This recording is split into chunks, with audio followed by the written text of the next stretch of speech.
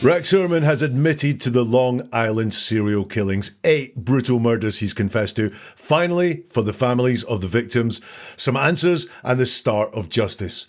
But how much did Rex's wife, Asa, know about what he was up to?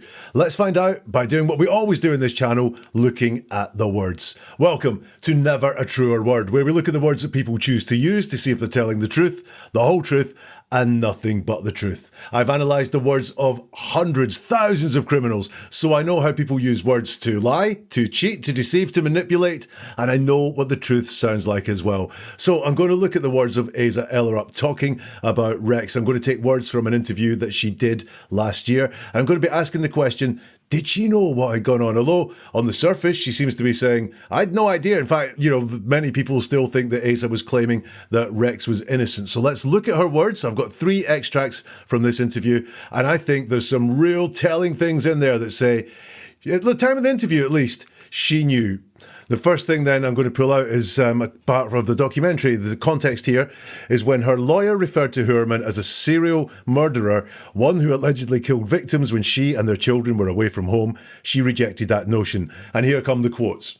She says, I just don't see him that way. Now that word just, regulars know that word just puts me on edge for possible deception happening. It's a minimizer. So there's a whole load of complex thoughts going on inside her head. She doesn't want to share those. She doesn't want to get them all out. So she just boils it down to, I just don't see him that way. That just is minimizing and saying, this is all that's happening. Don't worry about anything else I'm thinking about. Just focus on what I've said, which is I just don't see him that way. No, that's not the Rex I know. Now, this shows that this is opening her mind up, or she's saying in her mind, there could be 2 Rexes going on here. There could be the guy that she's married to, and there could be this serial killer, because she says, that's not the Rex I know. It's not definitive. That's not Rex. It's not, Rex wouldn't do that. That is not the Rex I know. Says that there could be a Rex she doesn't know. It's saying in her head, there could be a Rex that she doesn't know. So when I say, I just don't see him that way, and I said, I think she's minimizing, she's saying a lot here. I think in her head, there could well be 2 Rexes. So despite the overall ambience of this interview being, I didn't know, I think he's innocent, I just, I don't believe that he's guilty, she's showing in her words that she's open to these possibilities. She continues, so if they're going to sit there and tell me that he only did this during these particular time periods that I was away on vacation, I have to question that. And you can see there we have the language of doubt there again. She's not putting up a blanket, then that's not true, or that could not have happened, or that's impossible. Only that she is questioning that. So we can see from that first bit that I've pulled out there, her mind is well open to alternatives going on here from the sort of narrative that she wants to portray of, I knew nothing and I really don't think that he's guilty.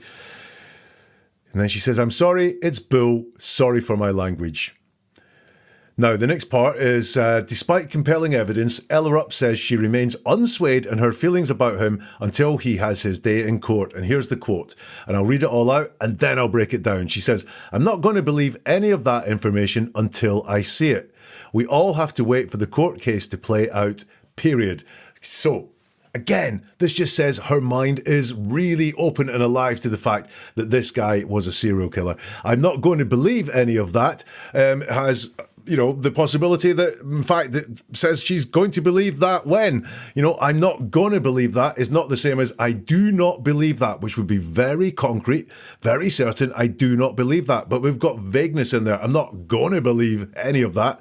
And she says, I'm not going to believe any of that information. So this is the evidence that is there. And she refers to it as information, not allegations, not supposed evidence or anything like that.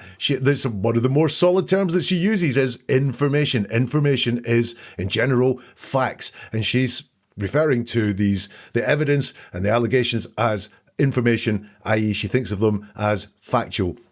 And then we have that word, until I see it. I'm not going to believe any of that information unless I see it. Until has a point in time to it when she is going to believe that, which is when she sees it, she's going to believe it. And she says when that is, we have to wait for the court case to play out. So what that really says is, once that information is presented in court, I'll believe it. I.e., again, her mind is not closed, and no, he's not a serial killer. No, he didn't do this. Her mind is very open, and she knows that she will at least change her mind or have her mind made up for her once the court case is out, because she's not going to believe any of that information until I see it. Not unless I see it. Not, I'm going to evaluate it when I see it, and then I'll come up with my own view. When she sees the information, she knew she was going to believe that information. That's what she says in her words. The last part here, to set the context, Ellerup insisted she's not questioning herself about what she could have or should have known about her husband. And the quote is, "No, I'm not asking myself that question because I believe that I would know." Not I would know. I'm not asking that question. It's kind of like, again, it's this I'm not going there. That's somewhere I don't want to go, but, I am open to it. I'm not asking myself that question because I believe that I would know. Not, again, stated with certainty, just a belief. And beliefs are things that we have inside us, that we think, like thought processes, but they are not cast iron certainties for us. I don't believe the world is round. I know the world is round. And she's just talking about beliefs here. And then again, she uses the word until, because the quote carries on. And until I see definite, definitive proof. So we have this until. So she knows that her mind is going to be made up for her at a certain point in time, because that's the until. And what is definite, definitive proof? Again, she seems to know that exists. She seems to know that she can be showed definite and definitive proof. It's not, no, it doesn't matter what anyone says. I know he didn't do this. That her mind is not made up and solid like that at the point that she's giving this interview. And then she says, there's no way I'm going to know for sure whether or not I saw the signs. So know for sure. When you want to know something for sure, you kind of think that that's possible, but you don't know for sure. And she is using that word for sure. So that she says to me that actually her mind is a little bit more made up, that she did see signs. She just, doesn't quite know what those signs are, or maybe wants to not know what those signs are, or wants to not believe what the signs are that she saw. But when she sees the proof, she will know for sure that she saw the signs. She does say whether or not I saw the signs. However, she says whether first, whether or not. So she's really into the fact that she saw signs. That's what I see in the words there.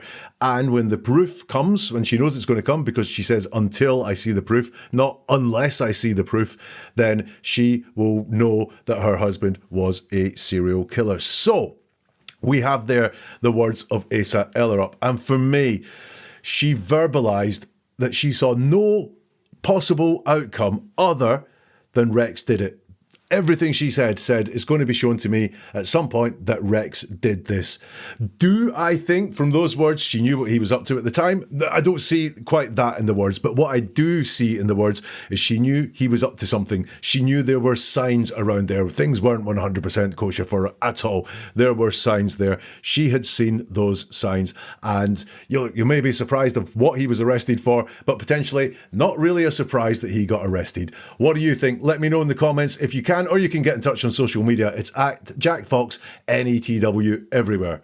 NeverAtruerWord.com is the website where you'll find a whole load more like this. And do subscribe to this channel if you're not already, to get regular breakdowns on the words that people use, and are they telling the truth? Are they lying? Or, in the case of Asa Ellerup, are they hiding something? And I'll see you soon for something new from Never a Truer Word. And remember, the truth is always in the words.